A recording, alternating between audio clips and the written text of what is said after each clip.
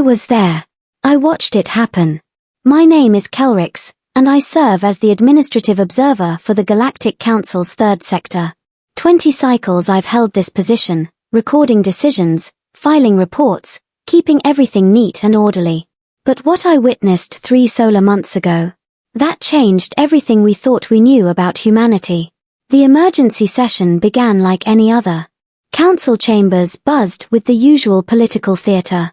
Ambassador Threxin from the Vorlock Dominion stood at the central podium, his 4 arms gesturing dramatically.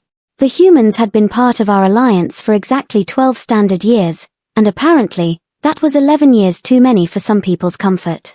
These creatures are reckless, Threxin announced, his voice booming through the translation matrix. They operate 37% faster than safety protocols allow. They ignore established trade routes. They question every regulation we've spent millennia perfecting. I glanced toward the human delegation. Captain Marcus Webb sat motionless, his face unreadable.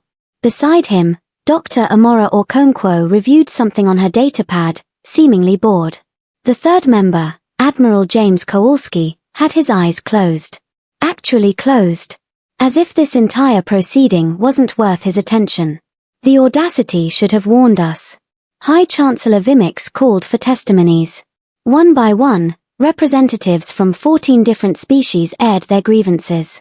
The humans were too innovative, too unpredictable, too willing to break conventions that, admittedly, hadn't been updated in 3,000 years. They rescued the mining colony on Phyrix 9 without authorization, complained Ambassador Kellen of the Septarian Unity. They violated 17 different protocols doing so. They saved 800 lives. Captain Webb finally spoke, his tone flat. Those protocols would have killed them.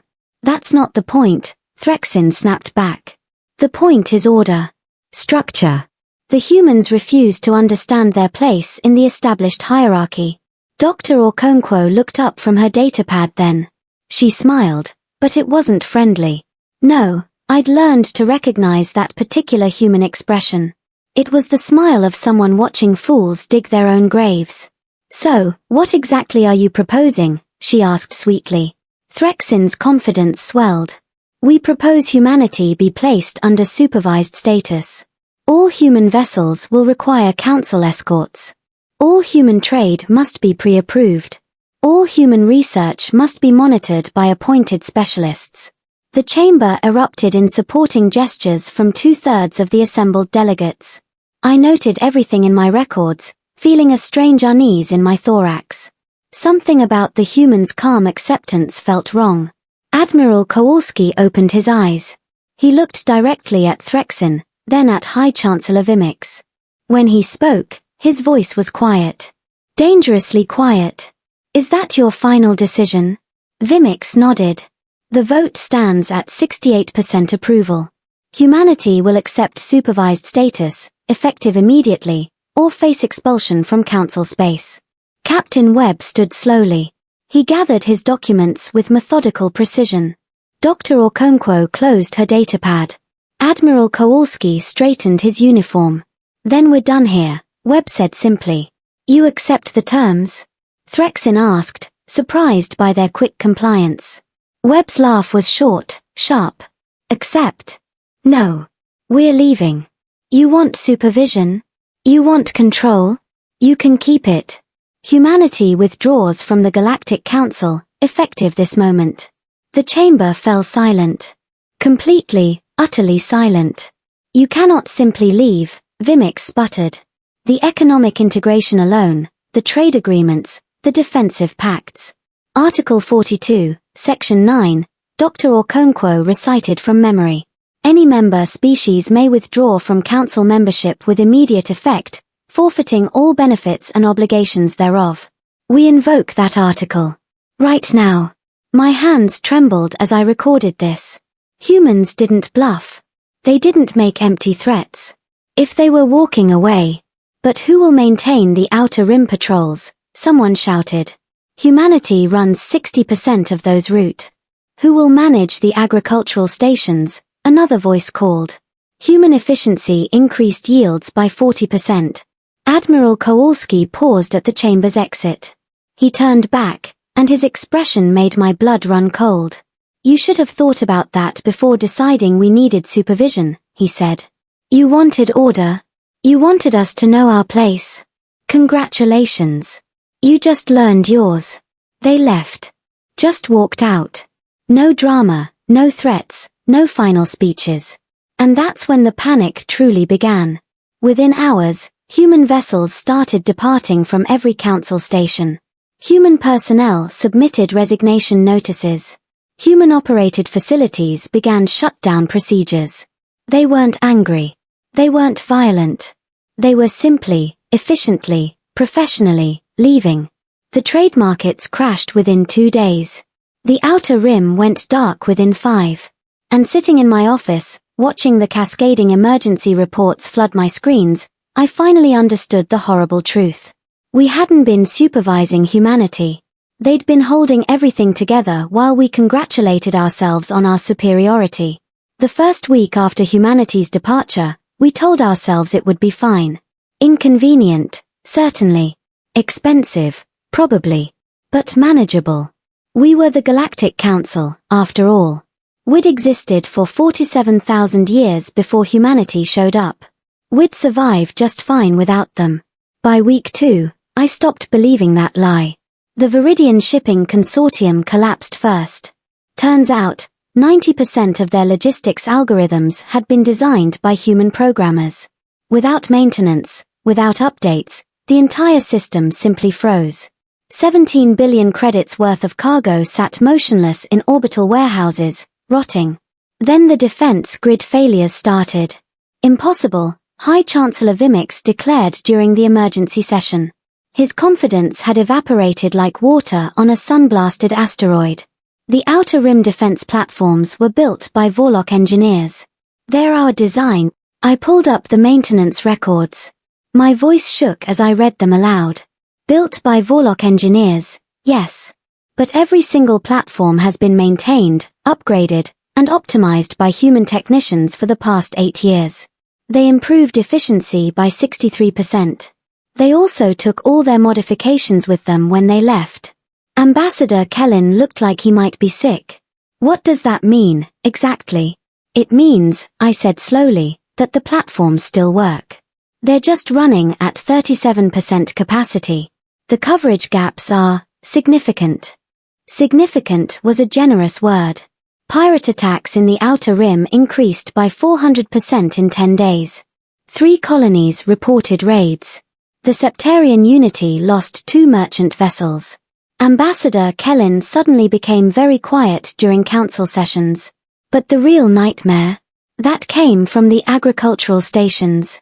Dr. Helena Vasquez had been humanity's chief agricultural advisor.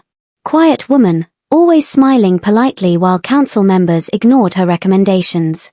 She'd revolutionized food production across 40 systems, reducing waste, increasing yields, making everything more efficient. Nobody had paid attention to how she'd done it. Why would they? It was just farming, right? Wrong. So incredibly, catastrophically wrong. The automated systems started failing on day 16. Not dramatic failures. Just small inefficiencies. Irrigation cycles running too long. Fertilizer distributions slightly off. Temperature controls fluctuating. Each problem minor. Each problem fixable. Except there were 8,000 agricultural stations. And each station had 600 individual systems. And nobody, absolutely nobody, understood how Dr. Vasquez had integrated them all into one functional network. Food production dropped by 20% in 3 weeks. I watched Ambassador Threxin age 10 years in 30 days. His forearms shook as he addressed the council. We need to contact humanity. Open negotiations. Apologize if necessary. Apologize, someone scoffed. For what? Maintaining proper governmental oversight. High Chancellor Vimix looked haunted. Pride won't feed our populations. Send the message. So we sent it. A formal request for discussions. Very diplomatic. Very polite. We even offered to reconsider the supervised status proposal. Captain Webb's response arrived 6 hours later. One sentence. We're busy building our own future. Good luck with yours. That was it. No anger, no gloating, no demands. Just complete, utter indifference. Somehow, that hurt worse than any insult could have. The medical crisis came next. Human doctors had been treating exotic diseases nobody else could cure. Human researchers had been developing medicines that saved millions. When they left, they took their knowledge, their equipment, their expertise. The Ferrix 9 mining colony, the one humanity had rescued against protocol, a new outbreak hit them on day 23. Without human medical personnel, the mortality rate was 60%. 800 lives saved, now watching 300 die. Ambassador Kellin resigned his position. I heard he couldn't sleep anymore. By week 5, civil unrest had spread to 12 systems. Populations were angry, scared. They'd gotten used to human efficiency, human innovation, human solutions. Now everything was slower, harder, more expensive. And they wanted to know why. High Chancellor Vimix called one final session. The chamber felt empty, though everyone was present. We were empty. Hollowed out by the realization of what we'd done. We made a mistake, Vimix said quietly. No theatrics now. No political maneuvering. Just exhaustion. We thought supervision meant oversight. We thought we were managing resources. We didn't realize humanity wasn't working for us. They were working with us. And we were too arrogant to see the difference. I recorded his words. Added them to the official archives. Future generations would read about this moment. The day the Galactic Council learned humility. Ambassador Threxin stood, his arms hanging limp. What do we do now? The silence that followed answered everything. We'd spent millennia building our precious order, our perfect structure. We'd believed our own superiority so completely that we couldn't recognize true partnership when it stood right in front of us. Humanity hadn't needed us. We'd needed them. And now they were gone. 3 months later, I still file my reports. I still record the proceedings. But now I also document the shortages, the failures, the slowly crumbling infrastructure. The price of our arrogance. Sometimes I wonder what humanity is building out there, beyond our borders. Whatever it is, I suspect it's remarkable. Because that's what they do. They build. They innovate. They solve problems. And we're finally learning what it means to stand alone, drowning in our own protocols, suffocating under our own regulations. The humans walked away quietly. No revenge, no warfare, no destruction. They didn't need to destroy us. We did that perfectly well ourselves. Hello everyone. If you are enjoying this video and finding it helpful, don't forget to support our channel. Please subscribe to our channel, press the like button, and share this video with your friends and family. Also, make sure to turn on the notification bell so you never miss our upcoming videos. We regularly upload amazing, informative, and entertaining content just for you. Your support means a lot to us and motivates us to bring even better content in the future.